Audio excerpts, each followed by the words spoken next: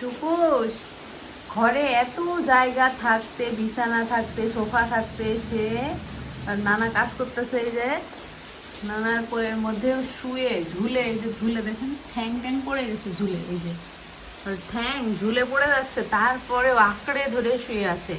এত পিরিত তার, এত পিরিত। এই টুকুস, ওই টুকুস, তুই সবই শুনতেছিস, কান খাড়া করছিস, আমি দেখতেছি। তুই নাম, ওই ওই বুঝি নাম নাম, আয় নেমে নেমে দেখি না।